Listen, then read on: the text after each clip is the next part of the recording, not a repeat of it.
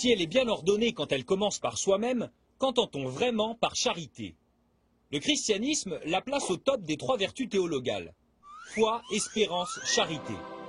Si la foi et l'espérance semblent nous renvoyer vers des réalités purement spirituelles, la charité est bien la plus concrète de ces vertus, car c'est par la charité que la foi agit et que l'espérance grandit. Mais attention, la charité n'est pas un programme social ou humanitaire que l'on doit mettre en place pour nourrir ou guérir. Il ne faut pas confondre charité avec solidarité ou justice. La justice et la solidarité ne représentent toutes les deux que l'aspect horizontal de la charité, l'entraide nécessaire à toute société.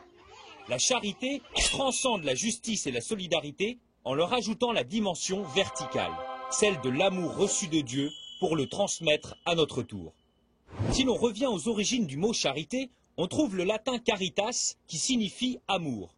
C'est de cet amour-là dont nous parle saint Paul.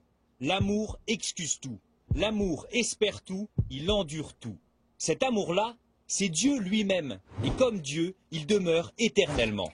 Nous comprenons alors que la charité ne vient pas de nous, mais bien de Dieu. Elle noue une amitié définitive entre l'homme et Dieu, et entre tous les hommes. Jésus ayant aimé les siens, il les aima jusqu'au bout. La croix du Christ devient alors pour nous chrétiens le signe du don de cet amour vertical et horizontal. Ainsi, quand nous aimons, nous n'agissons plus en notre nom, mais au nom de notre foi et de notre espérance dans le Christ.